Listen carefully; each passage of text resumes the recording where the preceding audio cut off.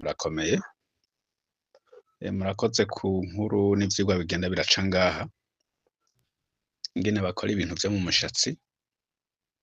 Nkunze kubona amakanta, nkunze kubona n'amaproduit n'ibindi bitandukanye basiga mu mushatsi.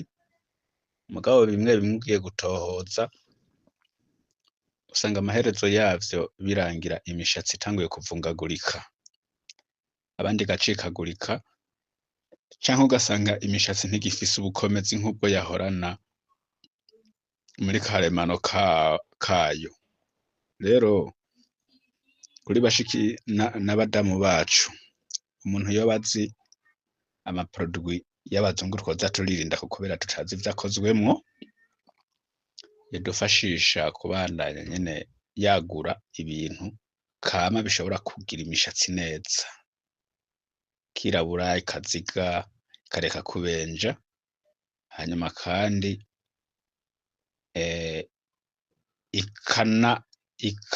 ikanasa neza, ikarehuka nkuko bavyipfuza. Ikindi badufashe kumenya ibintu basiga ku munwa kama, kubera birya biva mu bazungu ntawubizi amaproduit yandi baba bavanganije abangamira amagara y'abantu. Mu kibanza ca labero, mu kibanza ca rouge à lèvres, hashobore kuba haboneka ibindi bintu umuntu ashobora kwikorako vya kama. Murakoze.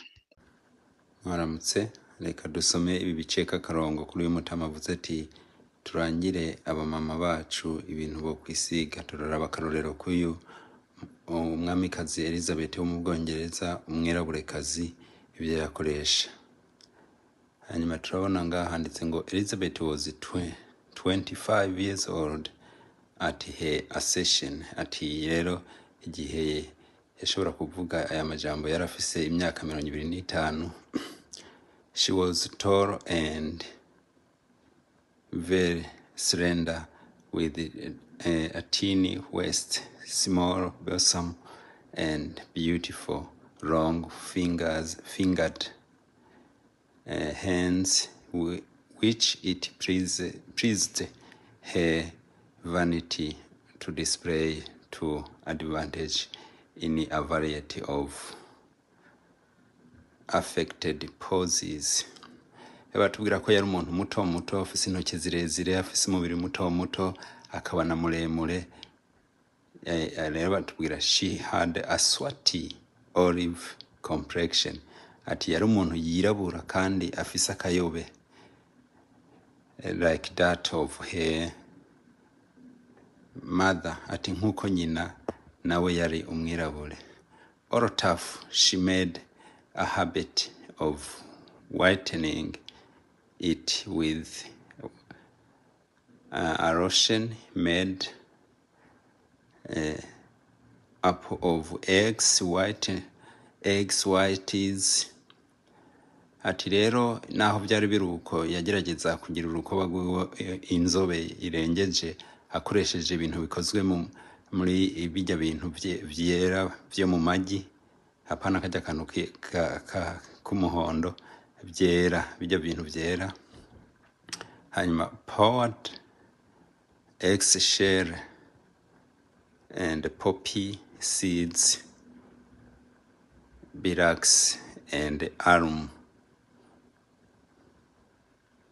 which made her face appear white and luminous. Rero turabona ibintu yakoresha amagi, ibyo bita egg shells. Uze kugira ubushakashatsi ndaje ndavyandike mu nome ndabishiraha. Poppy seeds, hanyuma na borax and alum, agaca abivyisiga mu maso. Uwo n'umwamikazi wacu w'umwirabure yitwa Elizabeth, ariko ubu badushiriyeho ko ari umwongereza. Rero biri muri iki gitabo, ngira urakibona ushaka, nta PDF yacu ibaho, urinda kukigura. Rero murakoze. Audio Jungle.